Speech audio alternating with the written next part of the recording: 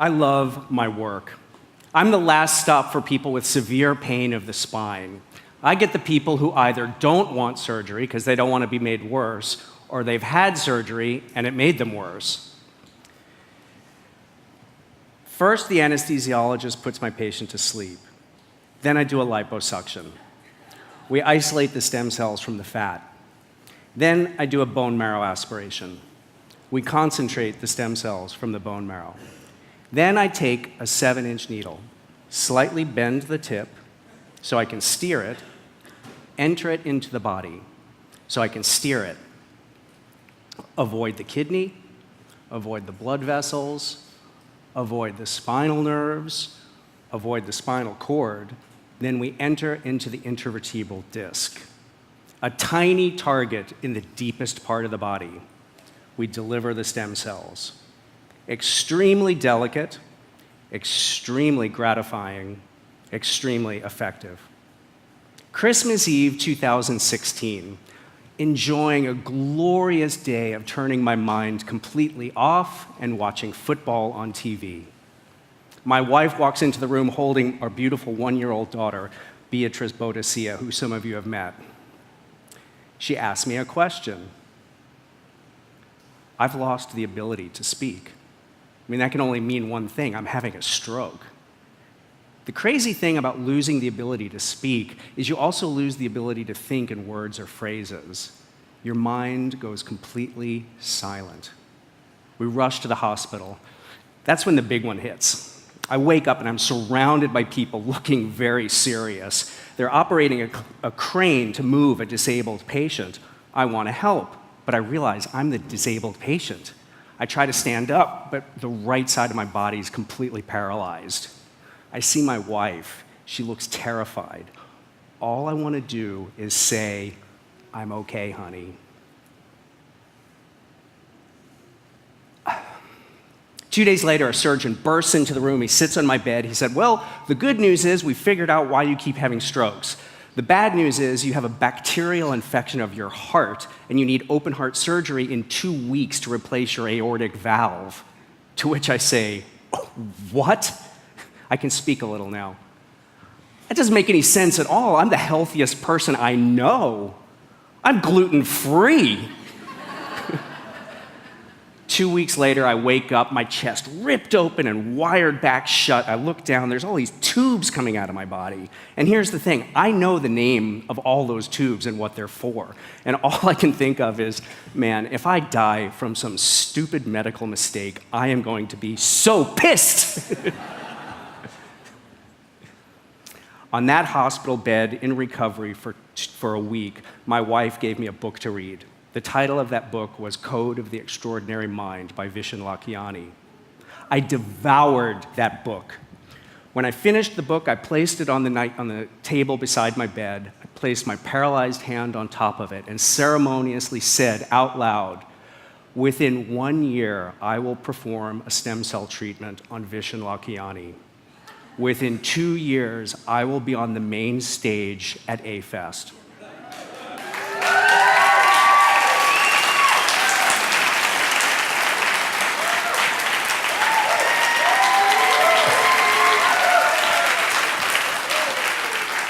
And that, my friends, is how it came to be that I'm standing before you today. So if you believe in visualization, let me hear you say, "Hell yes." Hell yes. When I was younger, my life revolved around rock climbing. The reason I went to naturopathic school was so I'd have something to do when I wasn't rock climbing. Now, rock climbing is a beautiful pursuit because it forces you to learn 2 things. It forces you to learn the difference between rational fear and irrational fear. Rational fear is useful. It stands between me and premature death. Irrational fear is not useful. It stands between me and success. In 1995, when I was wrapping up my first year of naturopathic school, I was training for my dream trip to France, the birthplace of modern sport climbing. I tore a piece of cartilage in my shoulder, which threatened to ruin my trip. I saw a surgeon. He said, "Well, I can put a scope in there and cut out that piece of cartilage. The thing is, it's going to cause you problems later in life." I was completely unwilling to take no for an answer. I mean, here I was very young, I was healthy, I was in naturopathic school. There had to be a way to kickstart my body, to supercharge my body's healing response. I met the man who did regenerative injection therapy on me. He became my mentor and dear friend. He treated me with regenerative injection therapy, also called prolotherapy. It resulted in a cure. My climbing trip to France was splendid, and my life path unfolded before me. Now, regenerative injection therapy is the predecessor to stem cell therapy, so understanding the mechanism of action will help us moving forward. The first thing to understand is the difference between microscopic and macroscopic pain generators. You see, MRI is a very useful tool, but most of the information that it gives us actually is not useful at all. In fact, it just serves as a distractor often. See, if you take people with no low back pain, no history of low back pain over the age of 45, 60% of them will have abnormalities on MRI. 15% of them will have abnormalities so significant that if they had corresponding symptoms, which they don't, they would be candidates for immediate emergency surgery. The majority of low back pain falls under the category of non-specific low back pain. What that means is the radiographic findings do not correlate with the clinical picture. So what you see on the MRI isn't necessarily the problem. What that does is it shifts the emphasis from the macroscopic to the microscopic. Connective tissue is a miracle fabric. It stretches just the right amount in every direction. The sensory nerve fibers that pass through it pass freely through it without firing pain signals. There's just the right amount of microcirculation to bring nutrients to the area and metabolic waste away. When you have suboptimal healing after injury, two things happen. Your miracle fabric loses its miracle properties. It stretches too much in some directions and not enough in others. More importantly, those sensory nerve fibers get caught up in the fascial planes, in adhesions, and fire pain signals. Similarly, you undergo a process called neovascularization. Neovascularization is the hyperconcentration of irregularly formed blood vessels. Now, every time you grow a new blood vessel, you grow a new sensory nerve along next to it. So now you have a hyperconcentration of sensory nerves. Similarly, these are irregularly shaped blood vessels, so you actually lose the ability to bring nutrients to the area and metabolic waste away. So much of chronic pain is actually hypoxic pain. This is why frequently the MRI gives you no useful information to the pain generation.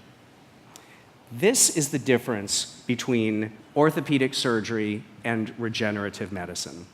Orthopedic surgery looks at the body as a machine comprised of parts, and we use the MRI to determine which parts need repair or replacing.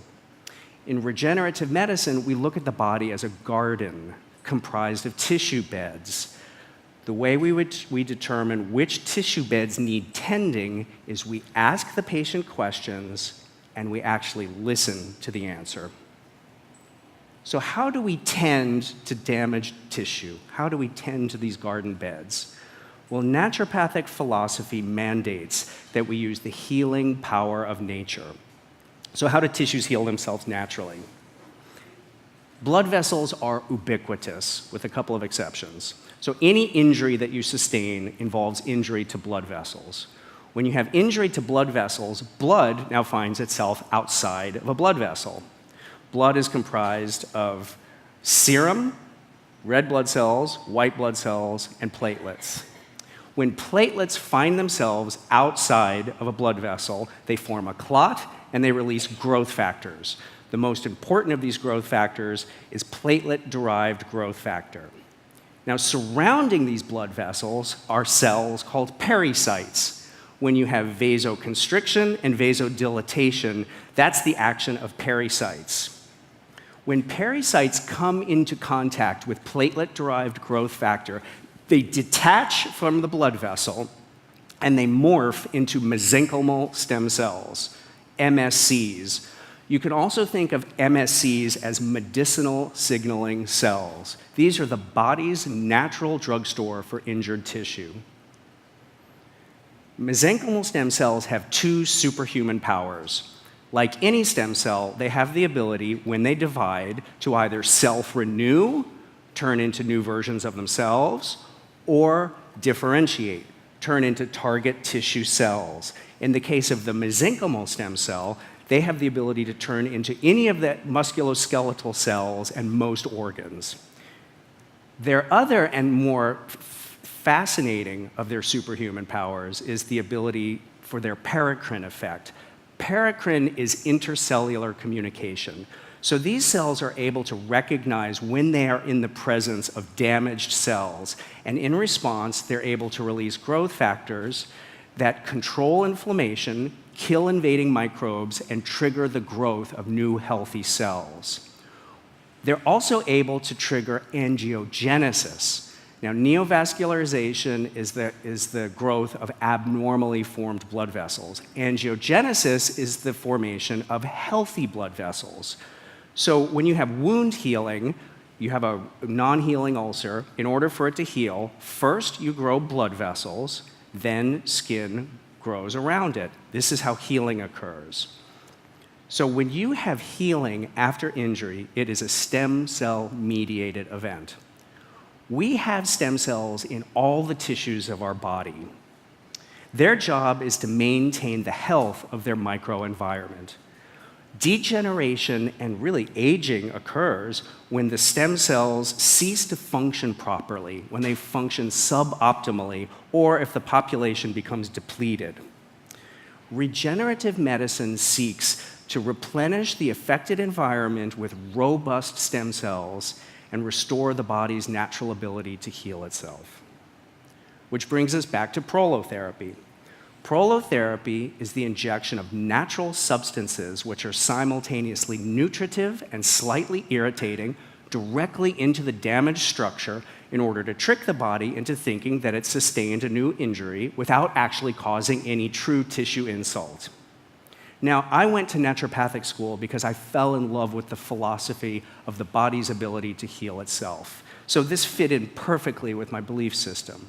From 2002 to 2006, I practiced exclusively prolotherapy. It took quite a few treatments. It would take about 10 to 12 treatments over the space of a year, but it really worked quite well. It didn't work as well in cases of advanced degeneration, but I enjoyed doing it very much, and I thought that's what I would do for the rest of my career. Then in 2006, platelet-rich plasma came along. This is very simply drawing peripheral blood, putting it in a centrifuge, concentrating down the platelets, and then injecting the platelets in exactly the same manner you do prolotherapy injections in order to skip a step and launch the healing cascade, as we described before. Platelets release platelet-derived growth factor. Platelet-derived growth factor causes pericytes to morph into mesenchymal stem cells. Mesenchymal stem cells are the mediator of tissue healing. This worked very well and in fewer treatments. I found that I was doing 4 to 6 treatments and getting the job done. And it worked better in more advanced degenerative states. I was very happy doing it. I thought that's what I would do for the rest of my career. Then I learned how to aspirate bone marrow and prepare it. So bone marrow aspirate concentrate is BMAC. Now, at the time, this was 2010, there were possibly 10 people in the United States doing BMAC. None of them were teaching. None of them were showing their cards. There was nothing in the literature on how to do it. There were certainly no training seminars. So I had to spend the better part of 3 years traveling through Central and South America, learning from the experts who had been doing it for years. I had a lot of great adventures during those years, which is the topic for another talk. But what I found was once I started injecting BMAC, I was now getting the job done in 2 treatments, and I was able to treat the most advanced degenerative states. Now, first of all, when I do these procedures, I do them with an anesthesiologist sedating my patient. So before you get too freaked out about the gross out factor of this. The reality is a bone marrow aspiration actually sounds much more scary than it is actually dangerous or painful. But the beauty of bone marrow aspiration is it's very simple to perform, and it's really quite inexpensive in the materials. The downside is you get a relatively low number of mesenchymal stem cells. From 60 cc's of bone marrow, you get in the neighborhood of the tens of thousands of stem cells. However, you are basically using raw bone broth from your own body. Bone broth contains all these constituents that are tremendously valuable in regenerative medicine. Then in 2013, I learned how to prepare adipose-derived stromal vascular fraction. This is where you do a miniature liposuction, a lipoaspiration, and you process the fat, you process the adipose. You put it through an enzymatic digestion. And you get in the tens of millions of stem cells. The upside is you get this tremendous number of all different types of stem cells, not just mesenchymal stem cells. The downside is it's rather complex to perform and rather expensive to perform as well. When I started combining the two, bone marrow with adipose stem cells, what I found is frequently I get the job done in one treatment. Possibly the most intriguing thing to come along in years in stem cells is exosomes. This is the thing that I'm probably most excited about right now. Exosomes is a laboratory where they take placental stem cells and they culture expand them. So now you have hundreds of millions of stem cells. They put those stem cells in a stressful culture medium to trick them into thinking that their host is under duress. So they sprout these vesicles filled with the very growth factors that are, in fact, the active ingredient of stem cells. This laboratory then destroys the stem cells, harvests just the exosomes, and discards the genetic material of the other person. So now you're getting the active ingredients of hundreds of millions of culture-expanded placental stem cells without the DNA from another person. The downside is, at this point, there's very little data on its use. I've been very impressed with it to this point. Now, I think everybody here can agree that Vishen Lakhiani is an extraordinary person. However, the back pain that he was experiencing when he came to me was completely ordinary. See, low back pain is the leading cause of disability worldwide. The economic impact globally of low back pain is greater than cancer and heart disease combined. See, low back pain doesn't kill you, but we know that one of the main predictors of longevity is a purpose in life. Well, if your purpose in life in any way involves the use of your body, then disability from chronic pain runs the very real risk of robbing you of your purpose. How stem cells can have the potential to impact longevity more directly is in two ways. One is preventing premature death from disease. There is currently a mushroom cloud of scientific data coming out every year of new ways to apply stem cell medicine to prevent disease. It's staggering. If you look at every area of medicine, neurologic, cardiovascular, pulmonary, autoimmune, I mean, basically, you name it, there is somebody at this point studying the use of stem cells. And it makes perfect sense, because this is really how the body heals itself. The second way that stem cells impact longevity is the stem cell theory of aging. You guys have all heard a lot of talk at this meeting about the difference between chronologic age and biologic age. Well, your biologic age is largely dictated by the function of your stem cells. Your body's constantly renewing itself. It's constantly regenerating itself. The way that it regenerates itself is your own stem cells. By potentially augmenting your body's ability to use your own stem cells through moving them around, through possible culture expansion, and especially through the use of exosomes, which is the way to rejuvenate your own stem cells' ability to function, is really, I think, quite fascinating. So I, for one, am looking to contribute to this field in two ways. One is the full body stem cell makeover. For those of you who heard Ben Greenfield talk yesterday, he talked about his experience with a full body stem cell makeover. So essentially, what this is, anesthesiologist puts you to sleep. We take a large volume of bone marrow stem cells.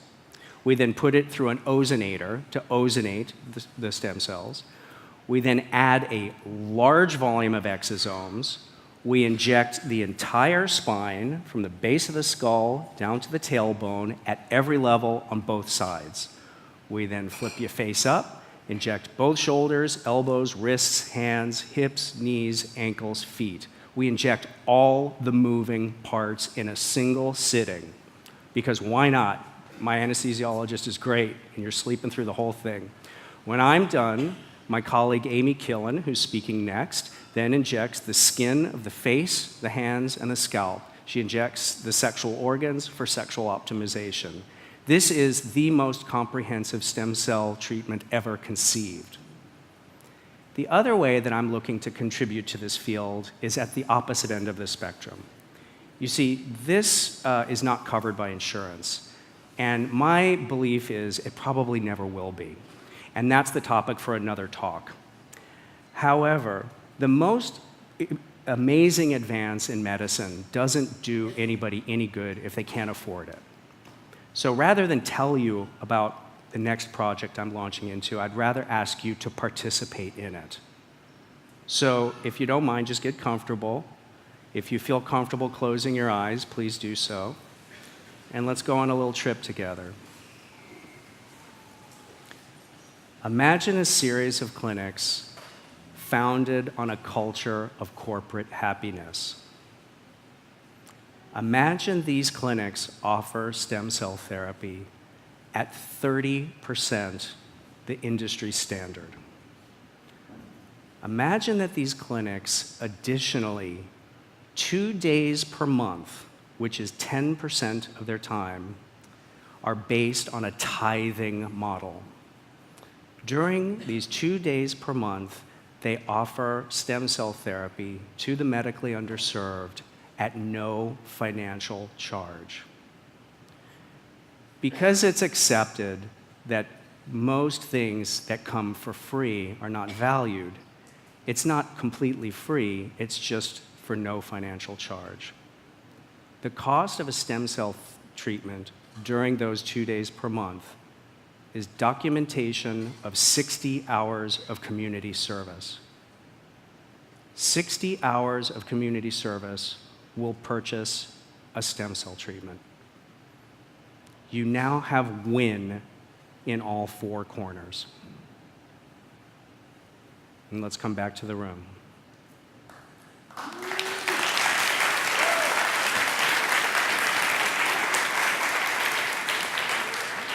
You have just participated in changing the way stem cell medicine is practiced in the world. Thank you very much.